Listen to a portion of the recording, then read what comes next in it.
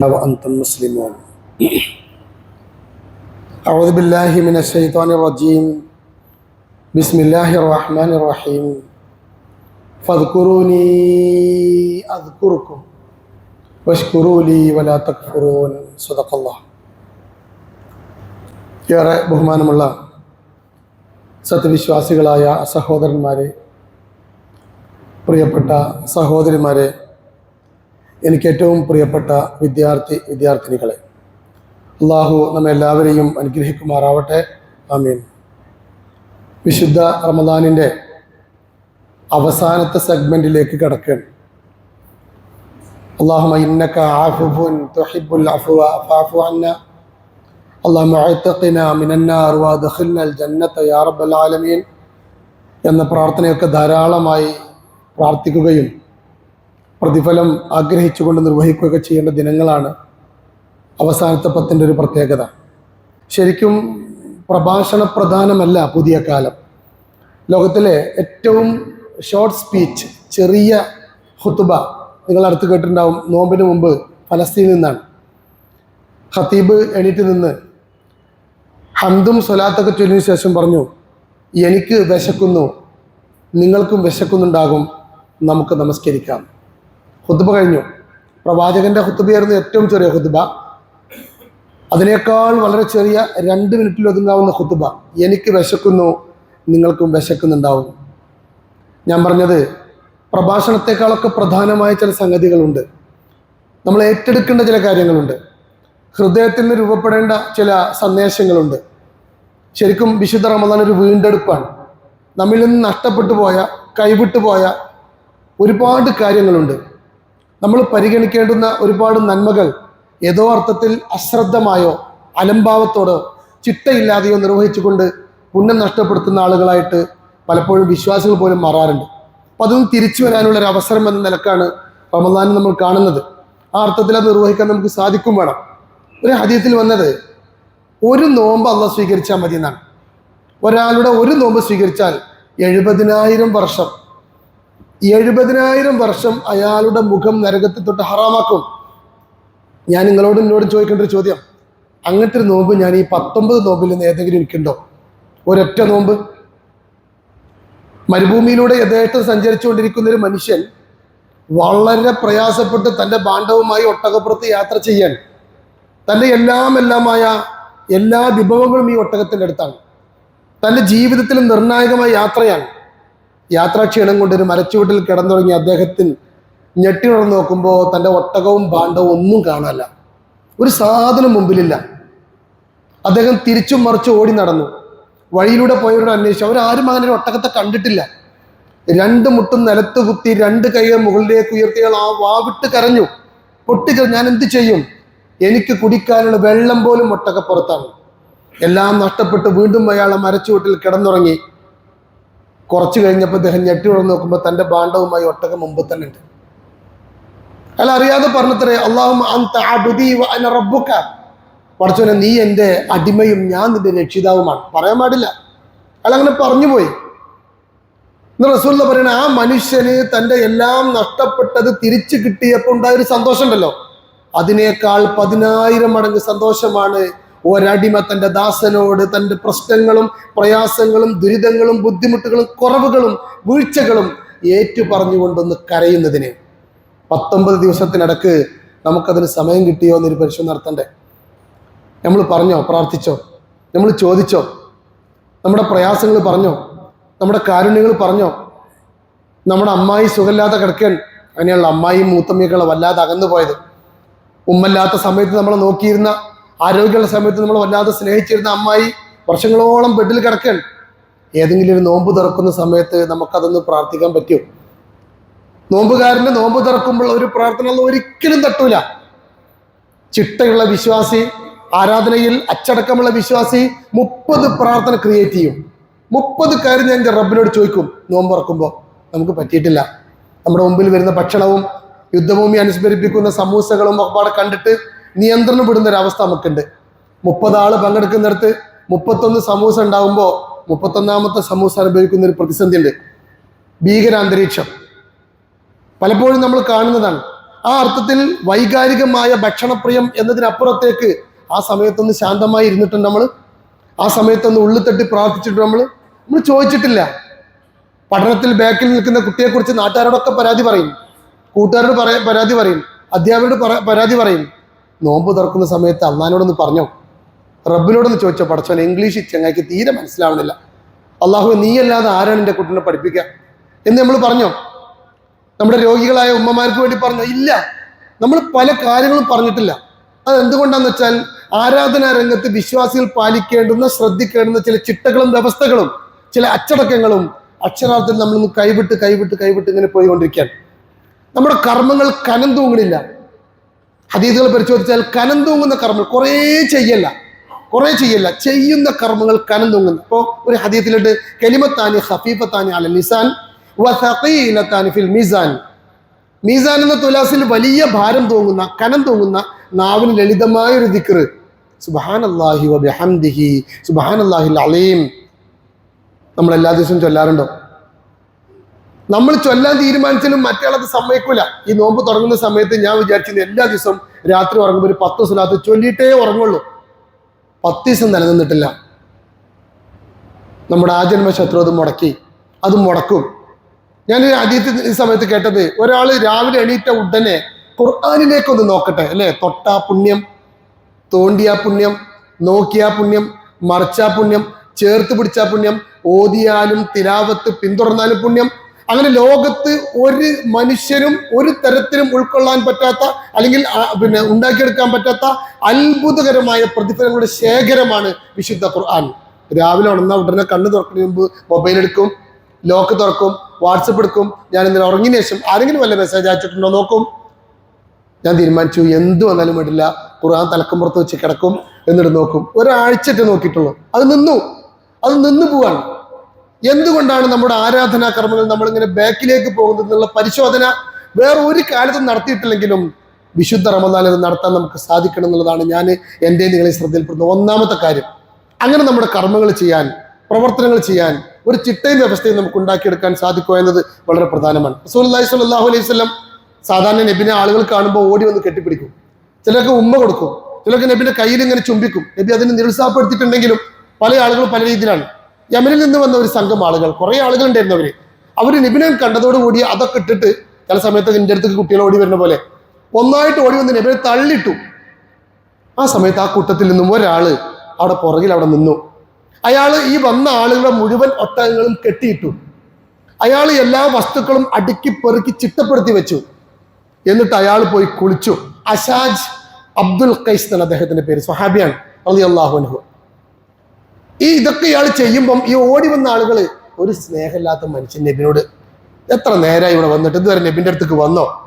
എല്ലാം കഴിഞ്ഞിട്ട് ഇയാൾ പോയി കുളിച്ചു. ഈ ആളുകൾ മുഴുവൻ ഇയാളെ പരിഹസിച്ചു. ഇയാൾ എന്തോ കുറവുള്ളവനെ പോലെയാണ് ഇവർ കണ്ടത്. എല്ലാം കഴിഞ്ഞ് നല്ല വൃത്തിയിലും വെടിപ്പിലും റസൂലിന്റെ അടുക്കൽ വന്നു. അള്ളാഹുവിന്റെ റസൂൽ അദ്ദേഹത്തെ വളരെ സ്നേഹത്തോടെ നോക്കി. റസൂൽ അദ്ദേഹത്തെ അടുത്ത് വിളിച്ചിട്ട് പറഞ്ഞു, ഇന്ന ഫീക ഖുല്ലതൈനി യുഹിബ്ബുഹുമുല്ലാഹു വറസൂല. അള്ളാഹുവിനും അതിന്റെ റസൂലും ഏറ്റവും ഇഷ്ടപ്പെട്ട 2 ഗുണങ്ങൾ താങ്കൾക്കുണ്ട്. 2 ഗുണങ്ങൾ താങ്കൾക്കുണ്ട്. അതിലൊന്നാമത്തെ ഗുണം അൽ ഹിൽമു, പക്വതയാണ്, അവധാനമാണ്, അടക്കമാണ്, ഒതുക്കമാണ്. വൽ അനാത്തു, സാവകാശമാണ്. ഈ 2 ഗുണങ്ങളാണ് ഞാൻ എന്നോടും നിങ്ങളോടും ഇന്നത്തെ ഈ നസീഹത്തിൽ ഉൾപ്പെടുത്താൻ ഉദ്ദേശിച്ചത്. 2 ഗുണങ്ങൾ, ഹിൽമും അനാത്തും, പക്വതയും സാവകാശവും, ക്ഷമ, അവധാനം. ഹിൽമ് നമ്മൾ കുറെ കേട്ടിട്ടുണ്ട്. ഇബ്രാഹിം നബി അലൈഹി ഇസ്ലാമിനെ കുറിച്ച് പറഞ്ഞെടുത്ത് ഇബ്രാഹിം നബി അലൈഹി സ്വലം ഹലീമ എന്ന് പറയുന്നുണ്ട്. കാര്യങ്ങൾ വൃത്തിയിലും വെടിപ്പിലും ചെയ്യുക, ചെയ്യുന്ന കാര്യങ്ങളിൽ പ്രതിഫലം ഉറപ്പുവരുത്തുക, ചൊല്ലുന്ന കാര്യങ്ങളിൽ പ്രതിഫലം ഉറപ്പുവരുത്തുക, കാര്യങ്ങൾ നല്ല അടുക്കും ചിട്ടയോടുകൂടി നിർവഹിക്കുക, കുറേ എന്തെങ്കിലും കാട്ടിക്കൂട്ടല്ല. അനാത്തും അങ്ങനെ തന്നെ. ഇപ്പൊ അള്ളാഹിനെ പറ്റി പറഞ്ഞെടുത്തന്നെ ഹലീം എന്നുള്ള പദം വന്നിട്ടുണ്ട്. ഇബ്രാഹിം നബി അലൈഹി ഇസ്ലാം അടക്കമുള്ള ധാരാളക്കൽ പ്രവാചകന്മാരെ പരിചയപ്പെടുത്തുന്നതും കാണാൻ പറ്റും. അപ്പൊ ഹലീമുള്ള, ഹിൽമുള്ള, പക്വതയുള്ള, അവധാനതയോടുകൂടി കാര്യങ്ങൾ ചെയ്യാൻ സാധിക്കും. ആ ഒരു കാര്യം, ആ ഒരു പക്വത, ആ ഒരു ചിലപ്പോൾ നമ്മൾ ധൃതി കാണിക്കുക എന്ന് പറയും. പല കാര്യങ്ങളിലും ധൃതി കാണിക്കുക, പെട്ടെന്ന് ചെയ്യണം. പെട്ടെന്ന് ചെയ്യുന്ന ആൾക്കാർ വലിയ നല്ല ഗുണമുള്ള ആൾക്കാരായിട്ട് ചില കാര്യങ്ങൾ പെട്ടെന്ന് ചെയ്യേണ്ടതുണ്ടാവും. ഇനി പെട്ടെന്ന് ചെയ്യേണ്ടി വന്നാൽ പോലും ചെയ്യുന്ന കാര്യങ്ങൾ അടുക്കും ചിട്ടയോടുകൂടി ചെയ്യാൻ സാധിക്കുക. ഇപ്പൊ നോക്കി, നിങ്ങൾ നോമ്പ് തുറക്കുന്ന സമയത്ത്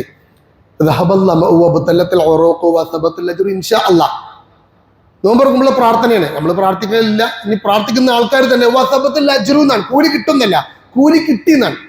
ഓരോ നോമ്പ് തുറക്കുമ്പോഴും ഓരോ നിസ്കാരം കഴിയുമ്പോഴും ഓരോ ദിക്ർ ചൊല്ലുമ്പോഴും നമ്മുടെ മനസ്സിനെ സ്വാധീനിക്കുന്ന ഒരു നിർവൃത്തി നമുക്ക് കിട്ടണില്ലെങ്കിൽ നമുക്ക് ഈ അടുക്കും ചുറ്റും കിട്ടില്ല എന്നുള്ളതാണ്. അൽ അനാത്തു മിനല്ലാഹ് വൽ അജലത്തു മിനശ് ശൈത്വാൻ. സാവകാശം, അടുക്കും ചിട്ടയും ക്ഷമയും അള്ളാഹുവിൽ നിന്നാണ്. അതേസമയം അജലത്ത്, ധൃതി, ആവശ്യത്തിൽ കൂടുതൽ ധൃതി, വെപ്രാളം, ഓടി വരവ്. അബൂബക്കർ സിദ്ദീഖ് റളിയല്ലാഹു പള്ളിക്ക് ഓടി വന്നപ്പോൾ നബി നിസ്കാരം തുടങ്ങിയിട്ടുണ്ട്. റക്അത്ത് കിട്ടാനുള്ള വെപ്രാളത്തിൽ നബി അദ്ദേഹം ചെയ്തു, വാതിലിന്റെ അവിടെ തന്നെ നിന്നിട്ട് അവിടെ തുടർന്നു, അവിടെ നിന്ന് കൈകെട്ടി. എന്നിട്ട് നിസ്കാരം തീർന്നപ്പോഴേക്കും നടന്ന് ഈ സോഫിലേക്ക് എത്തി. അപ്പൊ നബി ചർച്ച ചെയ്തപ്പോൾ നബി പറഞ്ഞു, നിങ്ങളെ മനസ്സൊക്കെ നല്ലതാ, മനസ്സൊക്കെ, പക്ഷെ ഇനിയും മേലാൽ അങ്ങനെ ചെയ്യരുത്. നിങ്ങൾ അവിടെ നടന്നു വന്നിട്ട് നിങ്ങൾക്ക് എത്രയാണോ കിട്ടുന്നത് അത് നിങ്ങൾ ഇമാമിലൂടെ തുടർന്നാൽ മതി. ഞാൻ പറയും, നമ്മുടെ എല്ലാ ആരാധനാ കർമ്മങ്ങളും ആ ഒരു രീതിയിൽ ആത്മീയമായ ചിട്ടയോടുകൂടി ചെയ്യാൻ നമുക്ക് സാധിച്ചിട്ടുണ്ടോ എന്ന് ചോദിച്ചാൽ ഇല്ല. ഇനി എന്താ ചെയ്യേണ്ടത്? അത് സാധിക്കാനുള്ള ഒരു അവസരം എന്ന നിലക്ക് ഇനിയുള്ള ദിവസങ്ങളിലും അവസാനത്തെ 10 മുണ്ട് മുറുക്കി എടുത്തുന്നല്ലേ നമ്മൾ ആലോചിച്ചൊക്കെ. അങ്ങനെ നമ്മൾ ഖുർആൻ ഓതിയിട്ടുണ്ടോ? അങ്ങനെ നമ്മൾ പ്രാർത്ഥിച്ചിട്ടുണ്ടോ? അങ്ങനെ നമ്മൾ പ്രയാസങ്ങളെന്നാണ് പറഞ്ഞിട്ടുണ്ടോ? നിങ്ങൾ കേട്ടില്ലേ, റസൂലുള്ളാഹി സ്വല്ലല്ലാഹു അലൈഹി വസല്ലം ആളുകൾക്ക് ഖുർആൻ ഓതി കൊടുക്കാൻ സ്വഹാബത്ത് ഈ ഖുർആനിനെ എങ്ങനെയെങ്കിലൊക്കെ വലിച്ച് പറിച്ച് പൊട്ടിച്ച് സമൂഹ മധ്യത്തിൽ നാണം കെടുത്തണമെന്ന് ആഗ്രഹിച്ച ശത്രുക്കള് ഒരു വേലിന്റെ അപ്പുറത്ത് വന്നിട്ട് എന്ത് ചെയ്തു? ഇത് കേട്ടു. എന്തിനാ വന്നത്? ഖുർആൻ കേൾക്കാനാണ്. പക്ഷെ എന്താ ഉദ്ദേശം? ഖുർആന് നാണം കെടുത്തണം, കളിയാക്കണം. അങ്ങനെ വന്ന് അവർ കേട്ടുകൊണ്ടിരിക്കുമ്പോൾ റസൂലുള്ള സ്വഹാബത്തിന് വിശുദ്ധ ഖുർആൻ പാരായണം ചെയ്തു കൊടുക്കുമ്പോൾ തിലാവത്തിന്റെ സമയം എത്തിയപ്പോൾ നബി സുജൂദ് ചെയ്തു. നബി സുജൂദ് ചെയ്തപ്പോൾ വിശ്വാസം സുജൂദ് ചെയ്തു. നബിയും വിശ്വാസം സുജൂദ് ചെയ്തപ്പോൾ ശത്രുക്കൾ സുജൂദ് ചെയ്തു. ഇത്ര കടുകടുത്ത മനസ്സിന്റെ ഉടമകളായിട്ട് പോലും അവർ സുജൂദ് ചെയ്തു. എങ്ങനെയാണ് സംഭവിച്ചത് നമുക്കറിയില്ല. നമുക്ക് ഈ കാലം വരെ തോന്നിക്കണം, പള്ളിയിലേക്ക് കയറി വരുന്ന സമയത്ത് ചട്ടിയിൽ എണ്ണ തിളക്കുന്ന പോലത്തെ ശബ്ദം. ആരവിടെ ഭക്ഷണം പാകം ചെയ്യുന്നത് തോന്നി. ഹദീസിൽ വന്ന പ്രയോഗം തന്നെ ചട്ടിയിൽ എണ്ണ തിളക്കുന്നത് പോലെ എന്നാണ്. നോക്കുമ്പോ എന്താണ്? നരകത്തെ കുറിച്ചുള്ള നരകത്തെ കുറിച്ചുള്ള ആയത്തൊക്കെ ഓതിയിട്ട് അള്ളാന്റെ റസൂലൊക്കെ വിറച്ച് കരയാണ്, സ്വഹാബത്തൊക്കെ കരയാണ്. ചട്ടിയിലെണ്ണ നിൽക്കേണ്ട, കണ്ണിലിത്തിരി വെള്ളം, ഒരിറ്റു വെള്ളമെങ്കിലും ഖുർആൻ നമുക്ക് കേൾക്കുന്നുണ്ടോ? നമുക്ക് പറ്റിയിട്ടുണ്ടോ? ഇല്ലെങ്കിൽ നമ്മൾ പരിശോധിക്കണം. നമ്മുടെ ഈമാനിൽ പ്രശ്നങ്ങളുണ്ടെന്ന് നമ്മൾ മനസ്സിലാക്കണം. 100 ഒട്ടകം തരാൻ നേടാൻ ഉമർ ഫാറൂഖ് പോകണം. 100 ഒട്ടകം ചില്ലറ നേട്ടമൊന്നുമല്ല. നാട്ടിൽ ഏറ്റവും വലിയ സമ്പന്നനായി വരാനുള്ള അവസരം. നബിനെ കൊല്ലാൻ വേണ്ടി പുറപ്പെട്ട ആ 100 ഒട്ടകം കൊണ്ടുവന്ന ഉമർ ഫാറൂഖ് റളിയല്ലാഹു നഈമിന്റെ വർത്താനം കേട്ട് പെങ്ങളെ വീട്ടിൽ ചെന്ന് അളിയനെ അടിച്ച്, പെങ്ങളെ അടിച്ച്, പെങ്ങളെ കയ്യിലായിരുന്നു അളിയന്റെ പല്ല്. ആ ജാതി ക്രൂരമർദ്ദനത്തിന്റെ ഇടയിൽ ഖുർആനിന്റെ ഏട് കിട്ടി. സൂറത്ത് ത്വാഹയിലെ 10ഓ 14ഓ ആയത്ത് ഓതിയപ്പോഴേക്കും ഇസ്ലാമിന്റെ ബദ്ധവൈരിയായ കഴുത മുസ്ലിം ആയാലും ഉമർ മുസ്ലിം ആവില്ല എന്ന് പറഞ്ഞ ഉമർ ഫാറൂഖ് റളിയല്ലാഹു ഇസ്ലാം സ്വീകരിച്ചു. ഒരൊറ്റ നിമിഷം കൊണ്ട് ആ മനസ്സിനുണ്ടായ മാറ്റം, മാനസാന്തരം യഥാർത്ഥത്തിൽ നമുക്കില്ലാത്തത് ഇതിനോട് നമ്മൾ കാണിക്കുന്ന ഈ അലംഭാവവും അശ്രദ്ധയും കൊണ്ടാണ് എന്നതാണ് ഞാൻ പറയുന്നത്. ആരാധനാ കർമ്മങ്ങളിലും നിസ്കാരത്തിലും പ്രാർത്ഥനകളിലും അടുക്കും ചിട്ടയും ഉണ്ടാവുക. ലോഹർ നിസ്കരിച്ചിട്ട് എന്തൊക്കെ പ്രവർത്തിക്കണം ധാരണയുണ്ടാവുക. എന്തൊക്കെ പറയും, എന്തെങ്കിലുമൊക്കെ വാരി വലിച്ച് പറയല്ല. ചില കാര്യങ്ങൾ പറഞ്ഞിട്ടുണ്ടാവില്ല. ചിലപ്പോൾ നമ്മൾ ചെയ്ത തെറ്റുകൾ, കുറ്റങ്ങൾ, കുറവുകൾ നമ്മളൊന്നും അള്ളാഹ് ചോദിച്ചിട്ടുണ്ടാവില്ല. ചോദിക്കണമെന്നൊക്കെ വിചാരിക്കും. ചിലപ്പോൾ നമ്മൾ വിചാരിക്കും അള്ളാഹ്ക്ക് അറിയണതും. അള്ളാഹ്ക്ക് അറിഞ്ഞാലും അള്ളാഹ് പറഞ്ഞൊരു കാര്യമാണ്, നിങ്ങൾ എന്നോട് ചോദിക്കുക. എന്തും മനുഷ്യന്മാരോട് നിങ്ങൾ ഇദാ സഅലക ഇബാദി അന്നി ഫഇന്നി ഖരീബ്. ഞാൻ എൻ്റെ അടുത്തിരിക്കണില്ലേ? വീട്ടിലിരിക്കുമ്പോൾ ഞാൻ എൻ്റെ അടുത്തിരിക്കണില്ലേ? പള്ളിയിലിരിക്കുമ്പോൾ ഞാൻ എൻ്റെ കൂടല്ലേ? നീ ഒറ്റക്കാകുമ്പോൾ രണ്ടാമനായി, നിങ്ങൾ മൂന്നാമല്ലെങ്കിൽ നാലാമനായി. കൂടല്ല എന്നോട് എനിക്ക് ചോദിച്ചൂടെ? ഈ എന്താണ് എന്നോട് ചോദിക്കാത്തെന്ന് അള്ളാഹു പറയണം. അങ്ങനെ അള്ളാഹുവിനോട് ചോദിക്കുന്ന, അള്ളാഹുവിനോട് പ്രശ്നങ്ങൾ അവതരിക്കും. ശരിക്കും നമ്മൾ അള്ളാഹിനെ അങ്ങനെ മനസ്സിലാക്കിയിട്ടില്ല എന്നാണ്. അള്ളാഹിനോട് ആ അർത്ഥത്തിലൊരു അടുപ്പവും ഇഷ്ടവും നമ്മുടെ മനസ്സിലില്ല. റസൂലുള്ളാഹി സ്വല്ലല്ലാഹു പറയാണ്, ലൗ അലിമൽ അബ്ദു കൈഫ യുദബ്ബിറുല്ലാഹു ലഹു ഉമൂറഹു. ഒരു വിശ്വാസി അവന്റെ കാര്യങ്ങളൊക്കെ അള്ളാഹ് എങ്ങനെയാണ് നടപ്പിൽ വരുത്തുന്നത് എന്ന് അയാൾക്ക് മനസ്സിലായാൽ ലഅലിമ യഖീനൻ അന്നല്ലാഹു അർഹമ ബിഹി മിൻ ഉമ്മിഹി വഅബിഹി. അവന്റെ ഉമ്മാനേക്കാളും ഉപ്പാനേക്കാളും അവനെ ശ്രദ്ധിക്കുന്ന, അവന് സുരക്ഷിതത്വം കൊടുക്കുന്ന, അവനെ സഹായിക്കുന്ന, അവനെ സംരക്ഷിക്കുന്ന അവന്റെ റബ്ബാണ് എന്ന ബോധ്യം അവനുണ്ടാവുകയും അത് അവന്റെ ഹൃദയത്തിൽ അള്ളാഹിനെ കുറിച്ചുള്ള ഓർമ്മകൾ നിരന്തരമായി നിറക്കുകയും ചെയ്യും എന്ന് അള്ളാഹുവിന്റെ റസൂൽ പറയാൻ. അങ്ങനെ നമുക്ക് അള്ളാഹുവിനെ അറിയാൻ പറ്റിയിട്ടില്ല. അങ്ങനെ അള്ളാഹിനെ അറിയാൻ പറ്റുന്ന ഒരു സമയമാണ്, അല്ല അതിന്റെ സാഹചര്യമാണ് ശരിക്കും റമദാൻ മാസം. ചിലപ്പോഴല്ല, എന്തായാലും നമ്മൾ അവസാനത്തെ റമദാനായിരിക്കും. കഴിഞ്ഞ റമദാൻ ഇപ്പം നമ്മൾ മുഹമ്മദ് സാഹിബൊക്കെ കഴിഞ്ഞ പ്രാവശ്യം ഇവിടെ ഉണ്ടായിരുന്നു. ഇപ്പം അദ്ദേഹം നമ്മുടെ ഇടയിലില്ല. ധാരാളം ആളുകൾ, നമ്മുടെ അബൂബക്കർ ഖാന്റെ ഉപ്പ, അതേപോലെ തന്നെ നമ്മുടെ ഫിറോസിന്റെ റഫീഖ് സാഹിബിന്റെ ഒക്കെ ഉപ്പ ഇവിടെ 11:30 ആകുമ്പോഴേക്കും ഇവിടെ നോഹൂറിന് വരും. അബൂബക്കർ ഖാന്റെ ഉപ്പതിന്റെ ഇടയ്ക്ക് ഞാൻ ഖുത്ബ പറയുന്ന സമയത്ത് ഒരു പരിശ്രമം നടത്തിയതാണ്. അന്ന് ആരോ ഫുട്ബോളർ ആരോ നെഞ്ഞത്തടിച്ചിട്ടാണ് അതൊന്ന് രക്ഷപ്പെട്ടത്. അള്ള പറഞ്ഞു പോര്, അല്ല അങ്ങനെയാണ്, അള്ളോട് പറയും ആ കൂട്ടിവെച്ചതൊന്നും കൂട്ടിനില്ലാത്ത ലോകത്തേക്കുള്ള യാത്രയാണ് നമ്മുടേത് എന്ന് അറിഞ്ഞിരിക്കെ നമ്മുടെ ആരാധനാ കർമ്മങ്ങളും നമ്മുടെ പ്രവർത്തനങ്ങളും അല്പം കൂടി അടുക്കും ചിട്ടയും ആത്മവിശ്വാസവുമുള്ള തരത്തിൽ നിർവഹിക്കാൻ നമുക്ക് സാധിക്കുക എന്നത് വളരെ പ്രധാനമാണ്. അങ്ങനെ മാത്രമാണ് റമദാൻ തിരിച്ചു പോകുമ്പോൾ റമദാനിലൂടെ സ്വർഗം നേടുന്നവരിൽ, റയാനിലേക്ക് എത്തുന്നവരിൽ, കർമ്മങ്ങൾ നന്നാക്കിയവരിൽ, വലിയ വലിയ സ്ഥാനമാനങ്ങൾ ലഭിക്കുന്നവരിൽ, ഖബർ വിശാലമാകുന്നവരിൽ, ഹിസാബ് എളുപ്പമാകുന്നവരിൽ ഉൾപ്പെടാൻ നമുക്ക് സാധിക്കുകയുള്ളൂ എന്നുള്ള ബോധ്യം നമുക്ക് ഉണ്ടാവണം. എന്ത് കാര്യങ്ങൾ ചെയ്യുമ്പോഴും പ്രതിഫലം ഉറപ്പുവരുത്താൻ നമുക്ക് പറ്റണം. മനസ്സ് ശുദ്ധമാക്കി അത് ചെയ്യാൻ സാധിക്കണം. ആ അർത്ഥത്തിലുള്ള ഒരു അവസരം എന്ന നിലക്കാണ് വിശുദ്ധ റമദാന്റെ അവസാനത്തെ പതി നമ്മൾ കാണേണ്ടത്. അങ്ങനെയാണ് സ്വഹാബത്തൊക്കെ അത് ചെയ്തിട്ടുള്ളത്. നമ്മളും അങ്ങനെയാണ് ചെയ്യേണ്ടത്. എത്തിക്കാപ്പൊക്കെ അങ്ങനെയാണ്. നമ്മൾ നിയ്യത്ത് ചെയ്യണം.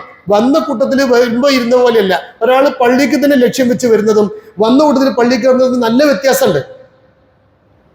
പെട്ടെന്നൊരു പ്രതിസന്ധി ഉണ്ടാകുമ്പോൾ പ്രാർത്ഥിക്കുന്നതും എന്ത് പ്രതിസന്ധി ഉണ്ടെങ്കിലും ഇല്ലെങ്കിലും ഞാൻ പ്രാർത്ഥിക്കണമെന്ന് ചിന്തിക്കുന്നതിന് വലിയ വ്യത്യാസമുണ്ട്. ഫദ്കുറൂനി അദ്കുറുക്കും, നിങ്ങൾ ഇന്നെ ഓർക്കണം കേട്ടോ. അല്ല പറയാൻ, നിങ്ങൾ ഇന്നെ ഓർക്കണം, ഞാനാണ് നിങ്ങൾക്ക് എല്ലാം തന്നത്, എല്ലാ സൗകര്യവും തന്നത്, എല്ലാ ഭക്ഷണവും വസ്ത്രവും വെള്ളവും വീടും സംവിധാനമൊക്കെ തന്നത്. ലോകത്തിന്റെ നാനാഭാഗത്തും എത്രയോ ആളുകൾക്ക് വലിയ പ്രയാസത്തിലാണ്. ഗസയിലും ഇറാനിലൊക്കെ ഉള്ള പെൺകുഞ്ഞുങ്ങളൊക്കെ നമ്മളിപ്പോൾ കേട്ടതല്ലേ, വലിയ പ്രയാസത്തിലാണ്. അള്ളാഹു വലിയ അനുഗ്രഹം നൽകിയെന്ന ബോധ്യം നമുക്കുണ്ടാകുമ്പോൾ വഷ്കുറൂലി വലാ തക്ഫുർ, നിങ്ങൾ എനിക്ക് നന്ദി ചെയ്യണം, ഒരിക്കലും നിങ്ങൾ നിഷേധികളാവരുത് അള്ളാഹു ഓർമ്മപ്പെടുത്താൻ. ആ തരത്തിൽ നമുക്ക് നമ്മുടെ കർമ്മങ്ങൾ ചെയ്യാൻ, നമ്മുടെ ആരാധനാ കർമ്മങ്ങൾ ചെയ്യാൻ, നമ്മുടെ പ്രാർത്ഥനകൾ ചെയ്യാൻ. ഞാൻ പറയുന്ന ഖുർആനൊക്കെ ഇനിയുള്ള 10 ദിവസമെങ്കിലും തിലാവത്തിൽ ഓത്തിനപ്പുറം ഒരായത്തൊരാള് അർത്ഥം 5 അക്ഷരമുള്ള ഒരു ആയത്താണ്. നമുക്ക് അർത്ഥം അറിയോ? അർത്ഥവും ആശയവും ഒരാൾ പഠിച്ചാൽ 100 റക്അത്ത്. ഇപ്പൊ നമ്മൾ തറാവീഹ് ഇശ അടക്കം ഏകദേശം 21 റക്അത്ത് നമുക്ക് കിട്ടുക സാധാരണഗതിയിൽ നിസ്കരിക്കുമ്പോൾ. 100 റക്അത്ത് അള്ളാഹുവിന്റെ പള്ളിയിൽ നിസ്കരിച്ച പുണ്യം കിട്ടും. ഒരായത്ത് അർത്ഥവും ആശയവും പഠിച്ചു മനസ്സിലാക്കിയാൽ. മുഹമ്മദ് സല്ലല്ലാഹു അലൈഹി വസല്ലം ഉറപ്പെടുത്താണ്. എത്ര വിവരമില്ലെങ്കിലും എത്ര സമയമില്ലെങ്കിലും അതിനൊക്കെ കുറച്ച് സമയം കണ്ടെത്താൻ, ഒറ്റക്ക് ചില കാര്യങ്ങൾ അള്ളാഹുവിനോട് പറയാൻ, കുടുംബത്തിന്റെ കാര്യം പറയാൻ. ഞാൻ പറയും, നോമ്പ് കഴിയുമ്പോൾ ചോദിക്കാത്തതായിട്ട് ഒന്നും ഉണ്ടാവരുത്. നമ്മൾ ചോദിക്കാത്തതായിട്ട് ഒന്നും ഉണ്ടാവരുത്. നമ്മുടെ മക്കളെ കാര്യം, കുട്ടികളെ കാര്യം, കുടുംബത്തിന്റെ കാര്യം, പാർട്ടിന്റെ കാര്യം, സംഘടനയുടെ കാര്യം, നാട്ടുകാരുടെ കാര്യം, നമ്മുടെ അയൽവാസിന്റെ കാര്യം, കൂടപ്പെടുത്ത കൂട്ടുകാരൻ, വർഷങ്ങളോളം കിടക്കുന്നവന്റെ കാര്യം, ഇതൊക്കെ ഒരൊറ്റ പ്രാവശ്യമെങ്കിലും റബ്ബിനോട് റബ്ബിനോട് ചോദിക്കാൻ നമുക്ക് സാധിക്കണം. ബാക്കിയൊക്കെ അള്ളാഹിനടുത്താണ്. ആ തരത്തിൽ നമുക്ക് നമ്മുടെ കർമ്മങ്ങൾ നിർവഹിക്കാൻ സാധിക്കേണ്ടതുണ്ട്. നമ്മുടെ പ്രവർത്തനം രൂപപ്പെടുത്താൻ സാധിക്കുന്ന 2 ഗുണങ്ങൾ പറയാം. 1 ഹെൽമാണ്, 2 അനാത്താണ്. അത് എല്ലാ കാര്യങ്ങളിലും ഈ അടുക്കും ചിട്ടയും ഇടാണ്. ആ അടുക്കും ചിട്ടയും ഏറ്റവും വരുന്നൊരു സംഗതി ഏതാരോ നിസ്കാരം. അപ്പൊ നിസ്കാരം അങ്ങനെ നന്നായി കഴിഞ്ഞാൽ ബാക്കിയൊക്കെ നന്നാവും. അള്ളാഹു ആ അർത്ഥത്തിൽ നല്ല ഗുണങ്ങളുള്ള യഥാർത്ഥ സത്യവിശ്വാസികൾ നമ്മെല്ലാവരെയും ഉൾപ്പെടുത്തി അനുഗ്രഹിക്കുമാറാവട്ടെ.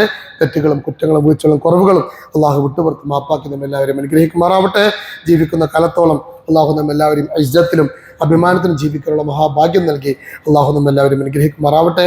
നമ്മുടെ കൂട്ടത്തിൽ മരണപ്പെട്ടു പോയ നേരത്തെ പേര് പറയപ്പെട്ട നമ്മുടെ സഹോദരങ്ങൾ, അവരൊക്കെ അള്ളാഹുവിൻ്റെ സൃഷ്ടികളാണ്. നമ്മളൊക്കെ അങ്ങനെ പോകേണ്ടവരാണ്. എല്ലാവരെയും അള്ളാഹു തിരിച്ചു വിളിക്കുമെന്ന കാര്യത്തിൽ യാതൊരു തർക്കവുമില്ല. ഏറ്റവും ഉറപ്പുള്ള ഇൽമുൽ യഖീൻ എന്ന് പറയുന്നത് നമ്മുടെ മരണമാണ്. ആ മരണത്തിലേക്കുള്ള യാത്രയാണ് നമ്മൾ നിർവഹിച്ചുകൊണ്ടിരിക്കുന്നത്. ഓരോ ദിവസം പോകുമ്പോഴും അതിലേക്കുള്ള ഒരുക്കത്തിലാണ്. അള്ളാഹു റബ്ബ് ഈമാൻ സലാമത്തായി മരണപ്പെടുന്നവരിൽ നമ്മെല്ലാവരെയും ഉൾപ്പെടുത്തി അനുഗ്രഹിക്കുമാറാവട്ടെ. നമ്മുടെ കൂട്ടത്തിൽ മരണപ്പെട്ടു പോയ നേരത്തെ പറയപ്പെട്ട സഹോദരങ്ങൾ, പേര് പറയാത്ത സഹോദരങ്ങളുണ്ട്. അള്ളാഹു അവർക്ക് എല്ലാവർക്കും സ്വർഗം നൽകി അനുഗ്രഹിക്കുമാറാവട്ടെ. പാപങ്ങൾ പുറത്ത് ഖബർ വിശാലമാക്കി അവൻ്റെ ഇഷ്ടദാസന്മാരിൽ ഉൾപ്പെടാനുള്ള ഭാഗ്യം അവർക്കും നമുക്കും അള്ളാഹു നൽകി അനുഗ്രഹിക്കുമാറാവട്ടെ. എല്ലാത്തിനും ഉപരി അള്ളാഹുവേ, നിന്റെ ദീനിന്റെ മാർഗത്തിൽ ഇസ്സത്തുള്ള, അഭിമാനമുള്ള, അടുക്കും ചിട്ടയുമുള്ള, നന്മയുള്ള നല്ല വിശ്വാസികളിൽ നമ്മെല്ലാവരെയും ഉൾപ്പെടുത്തി അള്ളാഹു അനുഗ്രഹിക്കുമാറാവട്ടെ. റബ്ബനാ തഖബ്ബൽ മിന്നാ ഇന്നക അൻത സമീഉൽ അലീം വതുബ് അലൈനാ ഇന്നക അൻത തവ്വാബുർ റഹീം വഗ്ഫിർ ലനാ യാ ഗാഫിറൽ മുദ്നിബീൻ ആമീൻ ബിറഹ്മതിക യാ അർഹമർ റഹീമീൻ. അസ്സലാമു അലൈക്കും വറഹ്മത്തുള്ളാഹി.